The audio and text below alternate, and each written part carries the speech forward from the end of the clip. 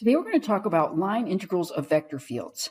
Last time we talked about this formula, which was a line integral of a scalar valued function, and we could visualize that as the area of this curtain here. Today I want to introduce line integrals of vector fields in the context of work. So I've got the formula right here, but let's see where that comes from.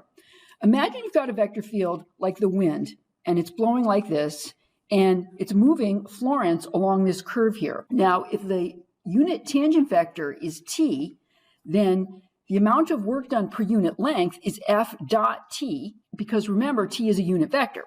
Now, the amount of work done to move Florence delta s would be f dot t delta s. So that's how we form this work integral right here. Now, that formula can be written in 4 different ways, but I think by far the most useful way is formula 2, and that's why I have it in red. Let's just see how you get from formula 1 to formula 2. We replace t ds with r prime over the length of r prime, that would be t, and ds is length of r prime, dt. And so that gives us formula 2. And then formula 3 is just a differential form of formula 2. And finally, to get formula 4 from formula 2, we replace f dot r prime dt with simply the dot product, m n p, and then we can write r prime as dx dt, dy dt, dz dt, and that's dt over here. And so when you do that product, you end up with formula 4. But again, I'm going to use formula 2 the most often. And even though I derived this formula in the context of work, it is also just in its own right the line integral of a vector field over C. And we'll see in a minute that it can also be interpreted as the flow or circulation of a vector field along C. So let's just look at an easy problem here. Estimate the sign of the line integral, and I'm expressing this as work. So in this first case, our tangent vectors are going in the same direction as our vector field. So f dot t is going to be greater than 0, and so the work will be greater than 0. If we turn it around, then the angle between our tangent vectors and our vector field vectors is greater than 90 degrees, so the work would be negative. And so note that if we reverse the orientation of the curve, that changes the line integral.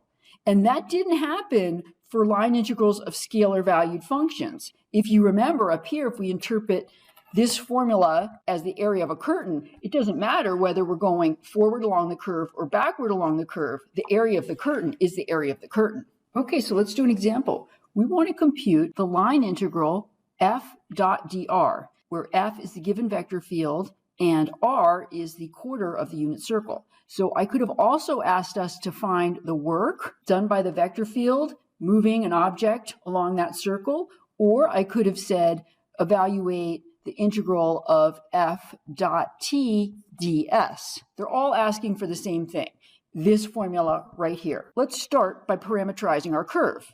R of t is, for a unit circle going counterclockwise, we want cosine t, sine t, and t is going to go from 0 to pi over 2. So those will be the limits on the integral.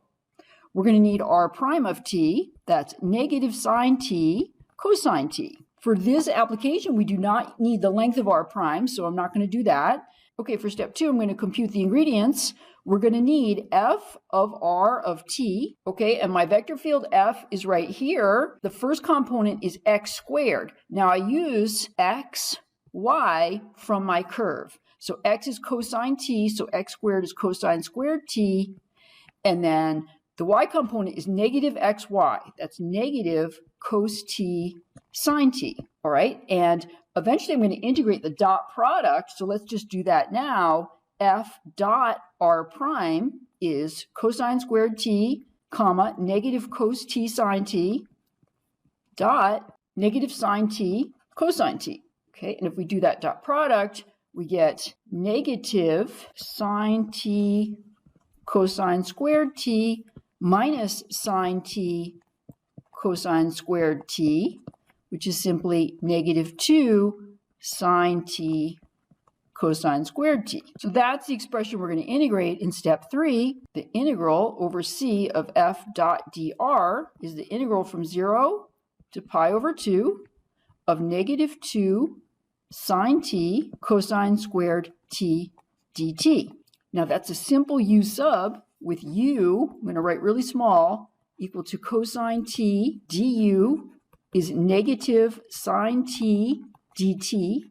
And so this integral is the integral from 1 to 0 of 2 u squared du, which is 2/3 u cubed between 0 and 1, which is negative 2/3. Now I want to end this section with yet another interpretation of the same integral f dot t ds as circulation or flow. It's the amount of fluid that flows around a curve. If the curve is closed, we call it circulation. And Green's theorem tells us that this exact same quantity, flow, where we have a simple closed curve going in the clockwise direction, that integral can be computed by computing a double integral of this expression over the region enclosed by the curve. And sometimes you'll see this line integral expressed as an integral sign with a circle in it and an arrow, meaning you're going around a closed curve in the clockwise orientation. So let's just do a simple example of circulation. We want to find the circulation of the vector field you see here. The arrows are in blue around this curve, which is a unit circle. Now, it looks to me like we're going to get 0 because at each step, the tangent vectors on the curve are looking perpendicular to the vector field. But let's just check. The curve has already been parameterized, and so we're going to need r prime of t. That's negative sine t cosine t. We're going to need f of r of t, which is the vector x, y. X is cosine t, y is sine t. And so f dot r prime is equal to cos t sine t dot negative sine t cosine t. And we can see that is 0. So the circulation, f dot dr integral, is equal to the integral from 0 to 2 pi of 0 dt, which is indeed 0. And then if you want to read further, there's another line integral which interprets flux. And instead of measuring how much fluid goes around a curve, you measure how much fluid goes through, or electromagnetic force, whatever it is. Okay, and that's the end of this section.